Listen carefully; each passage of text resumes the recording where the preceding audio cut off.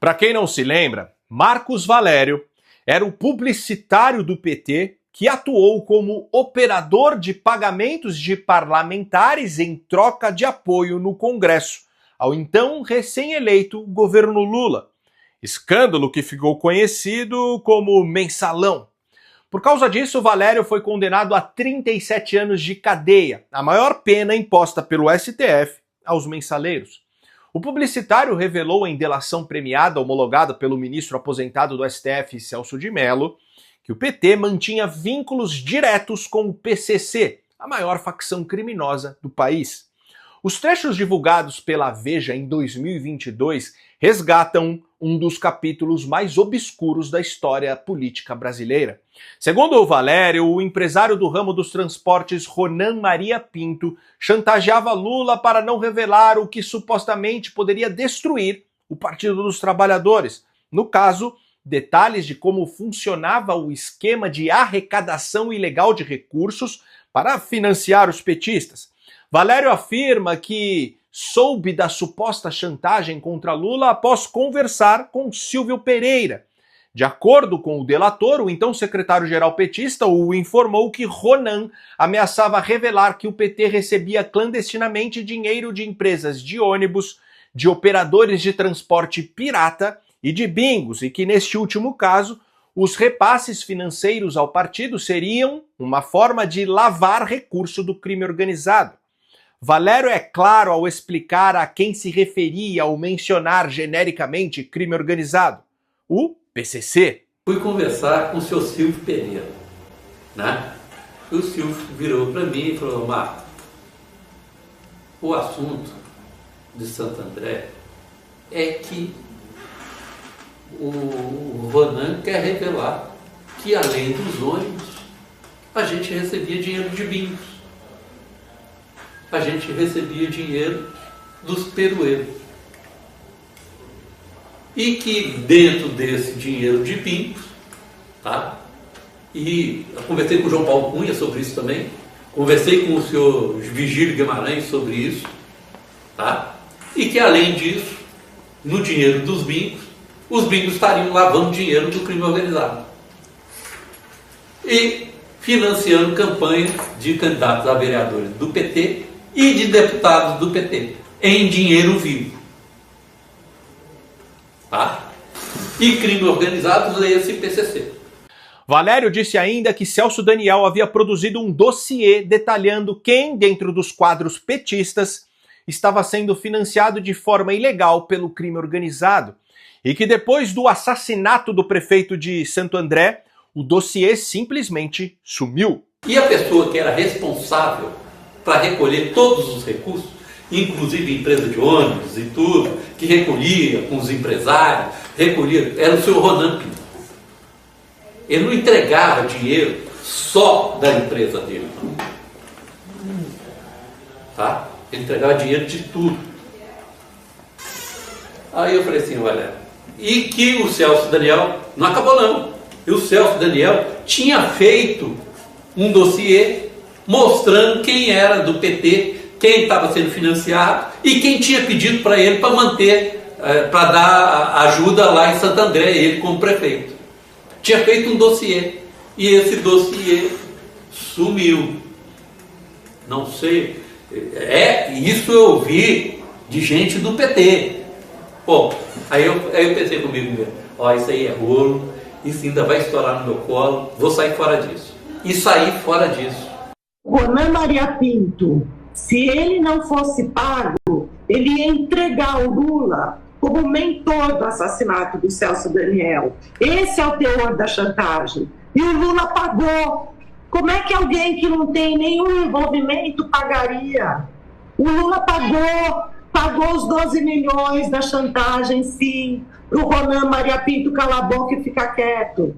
Mas enfim, na delação de Marcos Valério, ele deixa claro que a causa principal do assassinato de Celso Daniel é porque ele iria expor a estreita relação entre o Partido dos Trabalhadores e o primeiro comando da capital. Sendo assim, temos que trazer à memória alguns fatos. O primeiro é sobre o contador de confiança da família do Lula, João Muniz Leite. Segundo as apurações do DENARC, o contador e sua mulher ganharam 55 vezes em loterias federais somente em 2021. Em uma das vezes, ele dividiu o prêmio de 16 milhões de reais da Mega Sena com o traficante de drogas Anselmo Bechelli Santa Fausta, conhecido como Cara Preta, considerado um dos principais fornecedores de drogas do PCC, que foi morto em dezembro de 2022. De acordo com a investigação, o contador usava os prêmios da loteria para lavar o dinheiro do tráfico.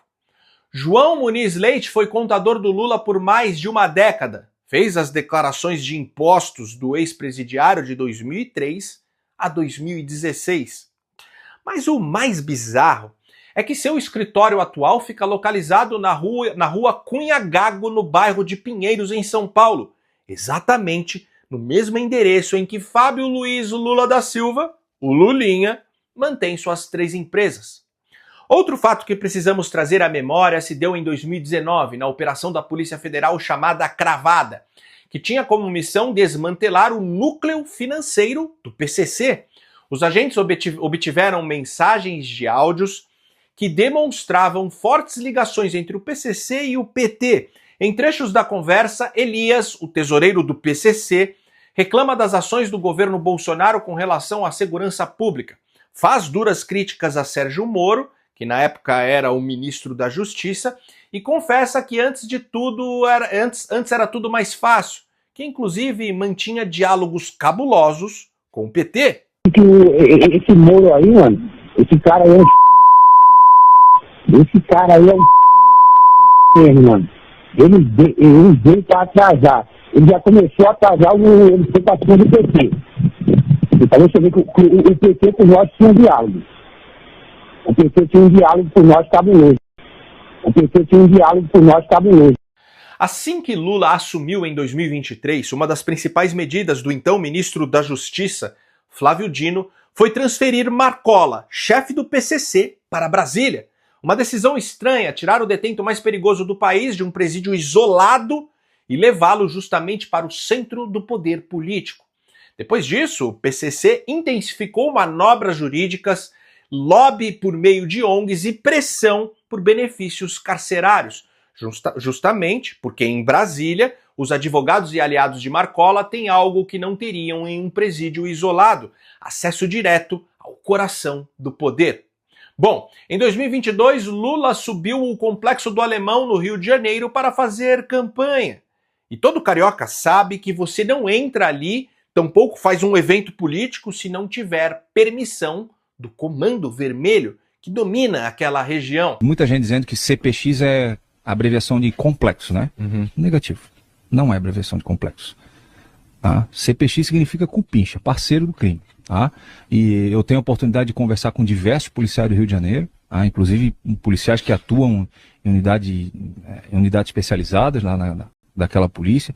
Temos vários policiais honestos no Rio de Janeiro, vários policiais honrados no Rio de Janeiro, que se revoltam com esse tipo de situação.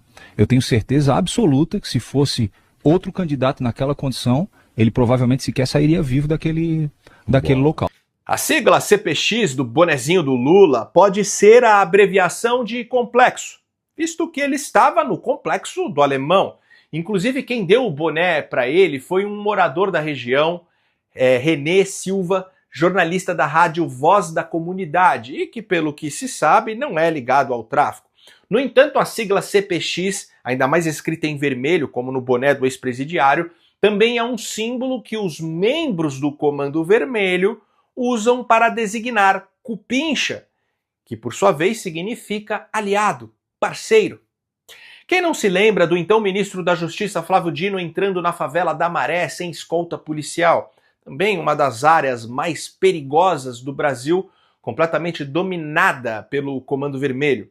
Isso sem falar na primeira-dama do tráfico, Luciane Barbosa Farias, mulher do líder do Comando Vermelho, conhecido como Tio Patinhas, que foi recebido por 2 vezes no Ministério da Justiça por assessores de Flávio Dino e com sua viagem custeada pelo governo. Pois bem, o atual presidente do STF, ministro Edson Fachin, antes de se tornar ministro, Era um ferrenho defensor da reforma agrária, advogou para o MST e fez campanha para Dilma Rousseff, que depois foi quem o indicou para uma cadeira no Supremo. E foi justamente o Fachin que, em junho de 2022, proibiu operações policiais em favelas do Rio de Janeiro. Na sua decisão, ele também restringiu o uso de helicópteros em voos sobre os morros, fazendo o narcoterrorismo prosperar e aumentar o seu domínio. Ou seja, temos um ministro da mais alta corte do país, que a vida toda foi simpático ao PT, que anulou todas as condenações de Lula e que foi o responsável por tomar uma decisão que beneficiou o crime organizado nos morros cariocas. Sendo assim, juntando todos esses fatos, só podemos supor que o PT não é um partido, mas sim uma facção criminosa responsável por transformar o Brasil em um narco-estado. E Donald Trump tem plena consciência disso tudo. Marshall Billings Lia, ex-secretário do Tesouro dos Estados Unidos e especialista em combate ao financiamento do terrorismo, afirmou que o regime de Nicolás Maduro usou dinheiro do tráfico para bancar campanhas de esquerda em toda a América Latina, inclusive no Brasil. Durante a audiência no Senado americano, Billings Lia declarou que foi o dinheiro corrupto da Venezuela que espalhou o socialismo no continente, financiando líderes como Gustavo Petro na Colômbia e Lula no Brasil. As denúncias de Billings Lia coincidem com as revelações de Hugo El Pollo Carvajal, ex-chefe da inteligência venezuelana, que, sob custódia do governo americano, entregou ao Departamento de Justiça provas de um esquema bilionário do governo venezuelano para financiar campanhas políticas dos governos que integram o Foro de São Paulo. Trump também tem plena consciência que o governo Lula tem atuado para impedir que as facções como o PCC e o Comando Vermelho sejam enquadradas como organizações terroristas pelos Estados Unidos. Diante de tudo isso, você acha mesmo que Trump ignoraria esse conjunto de sinais, escolhas e alinhamentos? Nesta foto, vemos Trump em 2018 cumprimentando Kim Jong-un, um encontro histórico que buscava reduzir as tensões depois de anos de ameaças e provocações mútuas. E aqui temos Trump cumprimentando Lula. O Homem Laranja sabia exatamente quem era o ditador norte-coreano, assim como sabe quem é o vagabundo que governa o Brasil. O fato é que, sob o governo Lula, os Estados Unidos caminhavam para perder o país mais estratégico da América Latina para adversários diretos do Ocidente. Lula vinha empurrando o Brasil para o chamado Eixo do Mal, aprofundando alinhamentos com Rússia, China e Irã. Para Trump, cujo objetivo declarado é redesenhar a América Latina, sufocando o avanço do comunismo e de regimes hostis, trazer o Brasil de volta ao campo aliado era absolutamente central. E isso não foi feito pela força, como na Venezuela de Maduro, mas pela estratégia. Se Trump tivesse endurecido fortemente contra Lula, como todos nós queríamos, o efeito seria o oposto. O Brasil mergulharia ainda mais nos braços da China. Por isso, Trump escolheu outra rota, puxou Lula para perto, amarrou interesses e colocou condições. Em vez do confronto direto, elevou a pressão com tarifas e sanções, tensionou o ambiente e só então colocou suas exigências sobre a mesa, oferecendo em troca um recuo calculado e aparentemente amistoso. E o que Trump colocou na mesa? Primeiro, interesses comerciais estratégicos. As terras raras brasileiras. Afinal, o Brasil detém a segunda maior reserva do mundo, atrás apenas da China. Para tornar os Estados Unidos autossuficientes e reduzir a dependência chinesa, o Brasil é peça-chave. O segundo ponto foi a conectividade via satélite. Em 2024, a Telebrás firmou um acordo com a empresa chinesa SpaceSail, prevendo o lançamento de cerca de 15 mil satélites até 2030. Na prática, o Brasil caminhava para se tornar um hub regional da internet via satélite chinesa, quebrando a hegemonia da Starlink, empresa de Elon Musk, que apesar de ruídos pontuais, segue sendo aliado estratégico de Trump. Para Washington, isso era simplesmente inaceitável. A China avançando ao mesmo tempo sobre terras raras e sobre infraestrutura digital da América Latina, duas linhas vermelhas cruzadas de uma só vez. Trump precisava das terras raras brasileiras e não podia permitir que Pequim controlasse o futuro da conectividade regional.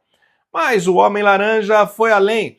No pacote incluiu concessões estratégicas, recuo em impostos contra Big Techs, fim da censura nas redes sociais, permissão para a Casa Branca monitorar de perto as próximas eleições e cooperação direta no combate ao crime organizado. Vamos combinar, estamos falando da resolução dos maiores problemas do país: afastamento da China, liberdade nas redes, eleições limpas e combate real ao crime organizado. É preciso compreender o que está em jogo. As ditaduras latino-americanas atuais se sustentam nos tentáculos do narcotráfico. Colômbia, México e Venezuela estão entre os maiores produtores de drogas do planeta, e especialmente de pó. E cerca de 80% do que sai dessas regiões passa pelo Brasil, que opera como uma espécie de distribuidor global. Nas Américas foram justamente os governos brasileiro, colombiano e mexicano que em 2024 não reconheceram a fraude eleitoral ocorrida na Venezuela, que manteve no poder a ditadura sanguinária de Nicolás Maduro. Ditadura essa financiada com dinheiro do narcotráfico. Os Estados Unidos já enquadraram os principais grupos criminosos da América Latina em atividades passíveis de serem classificadas como terrorismo. Falta o PCC e o Comando Vermelho. Para a Casa Branca, esse detalhe muda tudo, pois no momento em que uma facção é oficialmente reconhecida como organização terrorista, os Estados Unidos passam a ter, diante da comunidade internacional, carta branca para agir com força militar direta, sem precisar pedir permissão a ninguém. É a diferença entre tratar bandidos como criminosos comuns ou como inimigos de guerra.